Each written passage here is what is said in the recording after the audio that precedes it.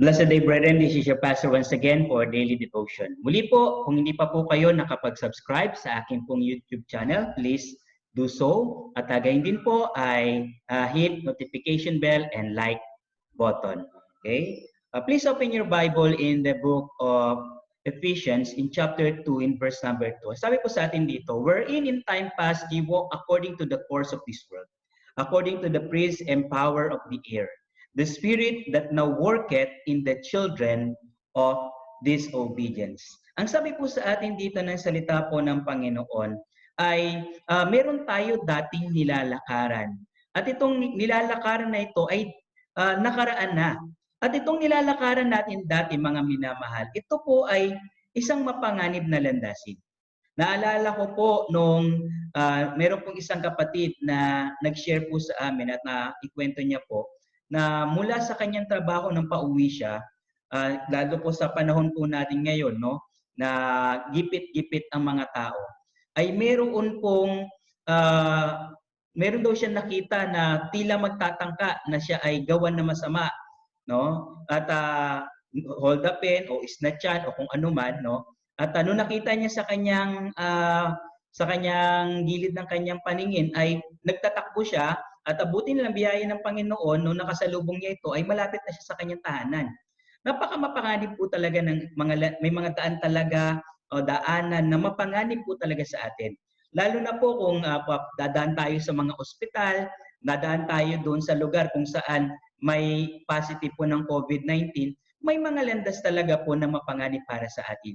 At ang sabi po sa atin ng salita ng Panginoon, yung landasin, meron pong landasin na mapanganib sa atin, not only physically, kundi may mga landasin sa atin na mapanganib, no, na spiritually. These are yung dangerous paths. At ang sabi sa atin ng salita ng Panginoon, we are to walk not after it. We are to turn away from it. Ang sabi po sa atin, balikan po natin yung ating pong talata, sabi, dating nilakaran. Hindi na po yan yung nilalakaran dapat ng sino man nagsasabi na siya ay anak ng Panginoon.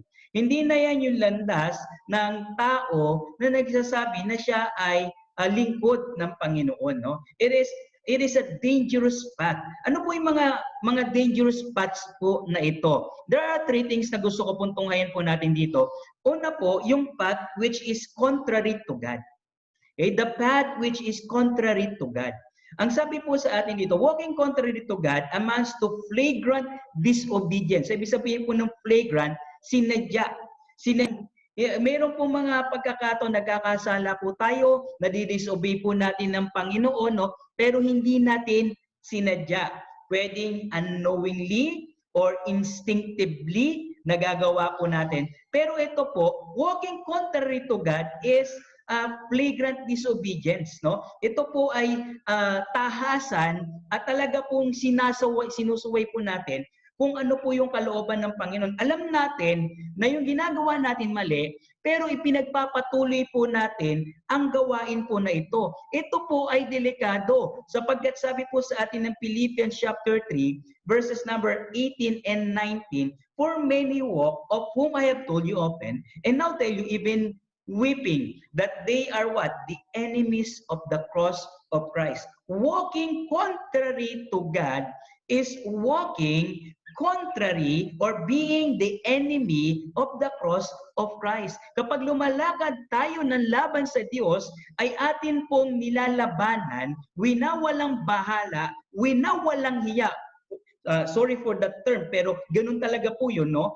Yung ganun yung lumalabas, yun pong ginawa ng Panginoong Jesus sa krus ng Kalbaryo.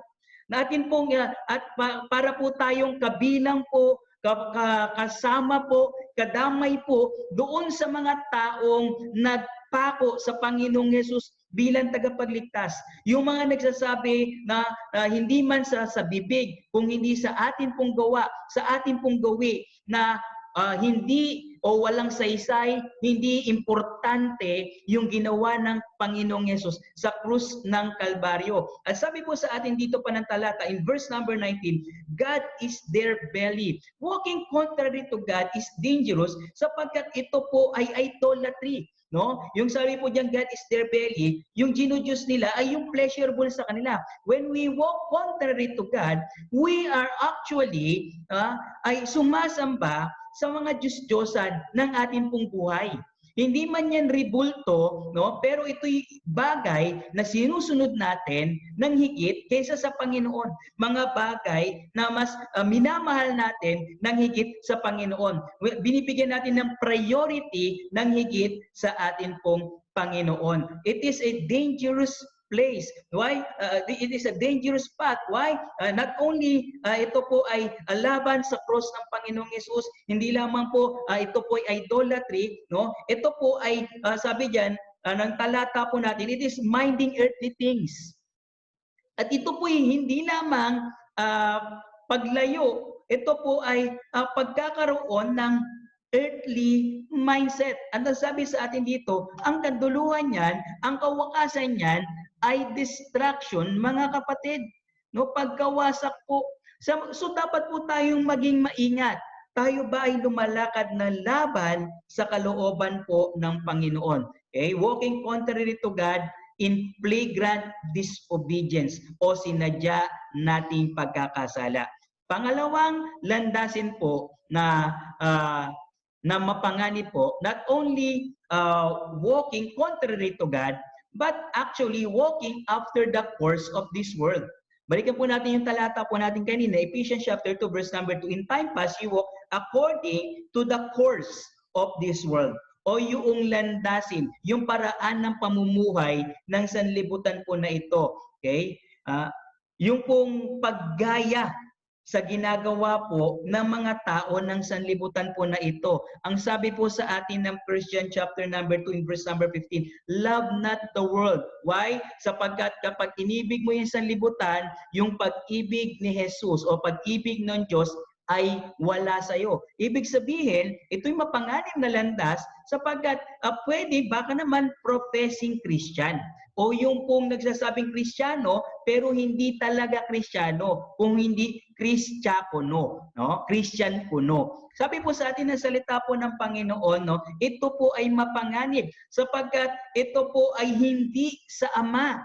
At anuman pong hindi sa Ama, no, yung pong lust of the flesh, lust of the eyes, and the pride of life. Ito pong mga bagay po na ito, mga kapatid, ay magdudulot sa atin ng sorrow upon sorrow. Ito po'y magdudulot po sa atin ng kawalan ng kapayapaan. Ito po'y magdudulot ng kawalan po natin ng kagalakan. No? Magkakaroon po tayo ng katatakutan sa atin pong buhay. At ang sabi pa po sa atin ng verse number 17, and the world passeth away and the lust thereof. Okay? So, ito po ay delikado. Bakit po? Sapagkat hindi po ito nagtatagal, mga minamahal. No? Hindi po ito nagtatagal. Meron pong isang preacher na nagsabi na he is no fool who is willing to lose everything that he cannot keep just to keep something that he cannot lose. No? Okay? Meron pong mga bagay na temporary, mga kapatid. Ito po'y nawawala, ito po'y nauubos. Kung kaya sinasabi po sa atin ng salita po ng Panginoon, huwag tayong lumakad sa landasin ng sanlibutan ito. Ito ay, ang dulo nito ay kawasakan, ang dulo nito ay pagkalugi po sa atin. Malino po na sinasabi po sa atin ng Romans chapter number 6 verse number 23, ang kabayaran ng kasalanan ay kamatayan. It will destroy you. It will cause yung kamatayan ng hindi ka man pumunta sa impyerno dahil meron ka ng buhay na walang hanggan, pero yung kamatayan na magandang relationship ninyo ng Ama at yung testimony natin nasisira, no? So, walk not contrary to God. We are not to walk after the course of this world. That is a dangerous path. Pero lalo na mga minamahal, we are not to walk in the commands of Satan. Ang sabi po sa atin dito, according to the prince and power of the air, we are not to walk after the commands of Satan. Si Satan, mga minamahal, no, siya yung bumubulong-bulong sa atin, nagtetempt sa atin na gumawa ng kasalanan. Siya yung nagtetempt sa atin na katulad ng kay Eva at ng kay Adan, no, ay mapalayo tayo sa Panginoon. Malinaw na sinasabi po sa atin ng Deuteronomy chapter 8 verse number 19, if we walk after other gods, we shall surely perish. Ito po ay magdudulot ng pagkawasak po sa atin. Ito po ay magdudulot ng pagkasira po sa atin, no? So wag po tayong lumakad sa nais po ni Satan. Tandaan natin, hindi si Satan ang nagligtas sa atin. Hindi si Satan na namatay sa krus para sa atin, para siya ay atin pong sundin. Higit sa lahat, mga minamahal, tayo'y pinalaya na. No, balikan po natin yung atin pong talata. Ito sabi, it is in the time past. No? Nakaraan na. Hindi na natin dapat balikan po ito. Hindi na natin po dapat sundin ito. Si Satan po, mga minamahal, ay defeated enemy na. Dapat na po natin siyang iwanan. Dapat na po natin siyang talikuran. Dapat na po natin siyang layuan. It is sabi na salita ng Panginoon, ito po yung tatlong landasin na dapat po nating iwasan sapagkat ito'y mapanganib na landasin. The path that is contrary against God, the path that is according to the course of this world, and the path that is in commands of Satan. Mag-ingat po tayo sa mga landasin na ito. Stay safe mga kapatid, and God bless you all.